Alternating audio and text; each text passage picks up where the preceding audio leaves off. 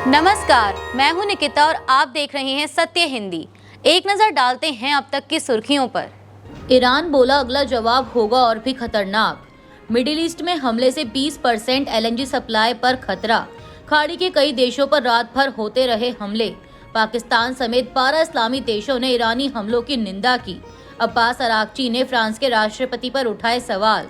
Israel अब ईरानी gas field पर हमला नहीं करेगा, ट्रंप। ईरान की सेना ने गुरुवार को फिर से धमकी दी कि अगर अमेरिका और इसराइल के साथ चल रहे युद्ध के दौरान उसकी अपनी ऊर्जा सुविधाओं पर फिर से हमला हुआ तो वह पूरे क्षेत्र के ऊर्जा इंफ्रास्ट्रक्चर को तबाह कर देगी। सेना की ऑपरेशनल कमांड खातम अल अंबिया ने फार्स न्यूज एजेंसी द्वारा जारी एक बयान में कहा कि हम दुश्मन को चेतावनी देते हैं कि आपने इस्लामिक रिपब्लिक ऑफ ईरान के ऊर्जा इंफ्रास्ट्रक्चर पर हमला करके एक बहुत बड़ी गलती की है और इसका जवाब दिया जा रहा है जो अभी खत्म नहीं हुआ।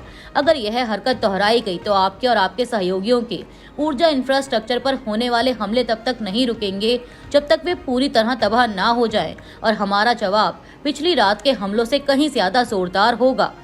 पश्चिम एशिया में जारी युद्ध के बीच ऊर्जा संकट गहराता जा रहा है। ईरान के साउथ पार्स गैस फील्ड पर इसराइल के हमले के बाद वहां आग लग गई और कई फेस बंद करने पड़े। यह दुनिया का सबसे बड़ा गैस भंडार है जो वैश्विक गैस सप्लाई का अहम हिस्सा है। इसके बाद ईरान ने जवाबी कार्रवाई करते हुए कतर के रास लफान प्लांट पर हमला किया जिससे उत्पादन ठप हो गया। यह प्लांट दुनिया की करीब 20% एलएनजी सप्लाई करता है। ईरान ने सऊदी अरब और यूएई के कई ऊर्जा ठिकानों को भी निशाना बनाने की धमकी दी। इस तनाव का असर वैश्विक बाजार पर दिख रहा है जहां तेल की कीमत $118 प्रति बैरल पहुंच गई है।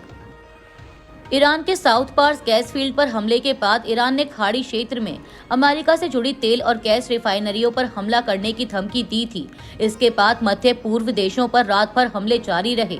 सऊदी अरब ने रात भर में सबसे ज्यादा हमलों की सूचना दी। उसने बुधवार रात से हमलों के 7 अपडेट्स जारी किए। सऊदी रक्षा मंत्रालय का कहना है कि उसने राजधानी रियाद और देश के पूर्वी क्षेत्रों में 17 ड्रोन और 2 बैलिस्टिक मिसाइलों को मार गिराया। बुधवार को कतर के रास लाफान ऊर्जा परिसर पर ईरान के जवाबी हमलों के बाद कतर ने घोषणा की कि गुरुवार तड़के उस पर फिर से हमला हुआ। कतर ने कहा कि बाद में हुए हमलों में नुकसान तो हुआ है लेकिन किसी के हताहत होने की खबर नहीं है।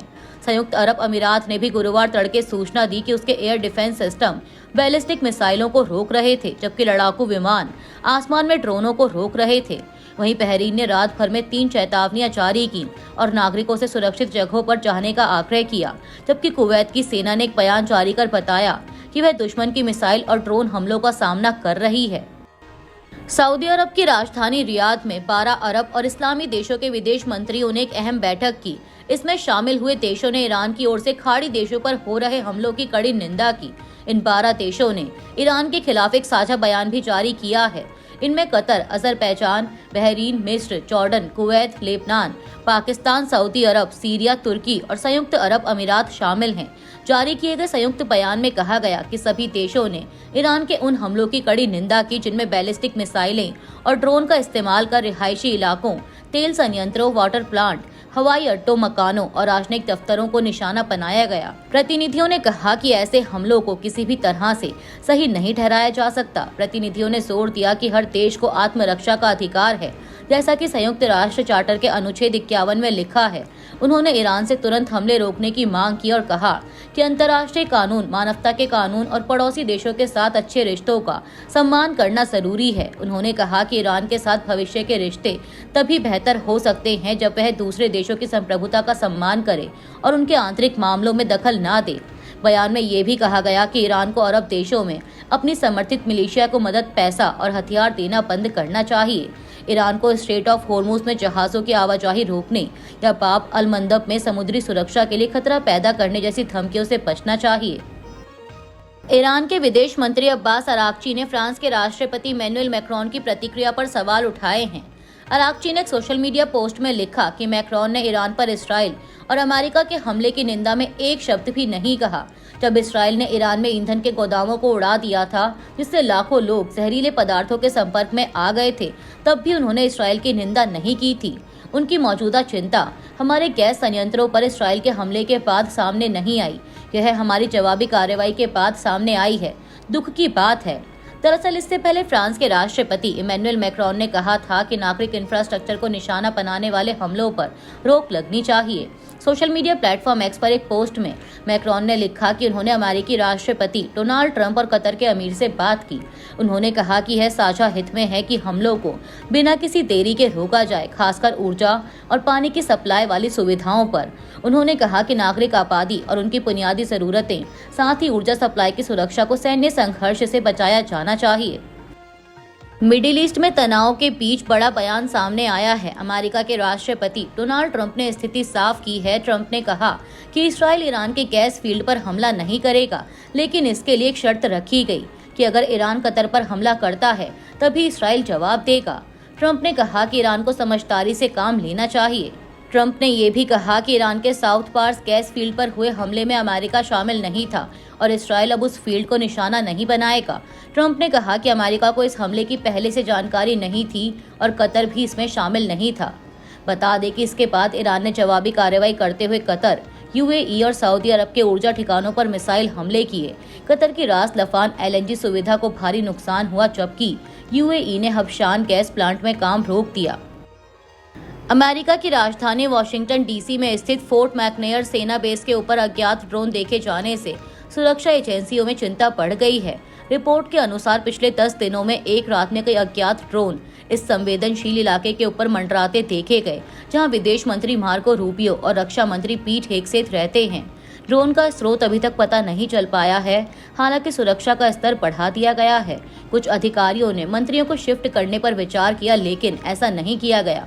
पेंटागन ने इस मामले पर टिप्पणी करने से इनकार कर दिया। यह घटना ऐसे समय में सामने आई है जब अमेरिका और इस्राएल का ईरान के खिलाफ जबरन युद्ध जारी है। अमेरिका में सतर्कता का लेवल बढ़ा दिया गया है। अमेरिकी सेना संभावित खतरों पर अधिक सतर्कता से नजर बनाए हुए है, क्योंकि ईरान से प्रतिशोध की आशंका जताई जा रही है जो अमेरिकी धरती पर भी पहुंच सकती है। असम बीजेपी ने जारी किया 88 उम्मीदवारों की पहली लिस्ट। सीएम शर्मा को जालुकबारी सीट से बनाया उम्मीदवार। बीजेपी ने गुरुवार को असम विधानसभा चुनाव के लिए 88 उम्मीदवारों की पहली लिस्ट जारी की। इस लिस्ट में मुख्यमंत्री हिमंता बिस्वा शर्मा को जालुकबारी सीट से उम्मीदवार बनाया गया है। पार्टी ने हाल ही में कांग्रेस छोड़कर बीजेपी में शामिल हुए प्रद्युत बोरदोलोई को दिसपुर सीट से टिकट दिया है। इसके अलावा भूपेन कुमार पोरा को भीपुरा सीट से मैदान में उतारा गया है। वहीं माधवी दास, ज्योत्सना कलिता और नीलिमा देवी को भी अलग अलग सीटों से उम्मीदवार बनाया गया। यह लिस्ट बीजेपी की केंद्रीय चुनाव समिति की बैठक में फाइनल हुई, जिसमें नरेंद्र मोदी, अमित शाह और राजनाथ सिंह सहित कई वरिष्ठ नेता शामिल थे। कर्नाटक में ऑनर किलिंग रोकने का नया विधेयक पेश। सजा पीएनएस की सजा से होगी अलग। कर्नाटक ने विधानसभा में झूठी शान और जाति आधारित हिंसा के खिलाफ एक विधेयक पेश किया है। इस विधेयक का नाम Karnataka freedom of choice in marriage and prevention and prohibition of honour and tradition bill 2026 है। बिल में बताया गया है कि अगर इस तरह के अपराध में किसी की मौत होती है तो कम से कम 5 साल की जेल होगी। यह सजा भारतीय न्याय संहिता यानी पीएनएस की सजा से अलग होगी। अगर किसी कपल या व्यक्ति को गंभीर चोट पहुंचाई जाती है तो 3 साल की जेल और 3 लाख रुपए तक का जुर्माना होगा। यह विधेयक उस घटना के लगभग 3 महीने बाद पेश किया गया है जिसमें 21 साल की मान्या पाटिल की उसके पिता और रिश्तेदारों ने हत्या कर दी थी। वजह थी कि उसने अनुसूचित जाति समुदाय के विवेकानंद टोडामणि से शादी की थी। विधेयक के मसौदे में कहा गया है कि कर्नाटक में जाति आधारित भेदभाव अब भी मौजूद है और यह हिंसा के रूप में सामने आता है, खासकर उन युवाओं के खिलाफ जो अपनी पसंद से अंतरजातीय विवाह करते हैं। पाकिस्तान बना रहा अमेरिका को दहलाने वाली मिसाइलें। अमेरिकी संसद में खुफिया चीफ का खुलासा। भारत पाकिस्तान में परमाणु युद्ध का खतरा बरकरार। यूएस खुफिया रिपोर्ट। अमेरिका की खुफिया चीफ तुलसी गबार्ड ने पाकिस्तान को लेकर एक ऐसा खुलासा किया है जिससे पूरी दुनिया में हड़कंप मच गया।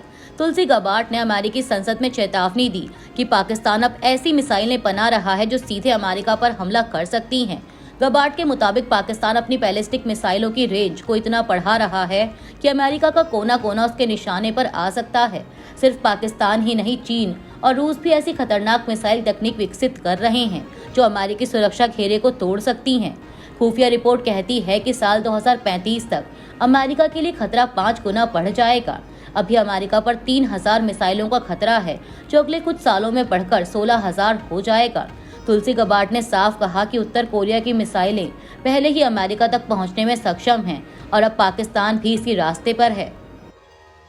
क्या भारत और पाकिस्तान एक बार फिर परमाणु युद्ध की कगार पर खड़े हैं? अमेरिकी खुफिया रिपोर्ट ने इस सवाल पर पूरी दुनिया को डरा दिया है। अमेरिकी सीनेट में पेश की गई एक ताज़ा रिपोर्ट में कहा गया है कि भारत और पाकिस्तान के बीच परमाणु संघर्ष का खतरा अभी टला नहीं है। हालांकि दोनों देश सीधा युद्ध नहीं चाहते, लेकिन आतंकी संगठन किसी भी समय चिंगारी भड़का सकते हैं। रिपोर्ट में पिछले साल पहलगाम में हुए आतंकी हमले का जिक्र किया गया।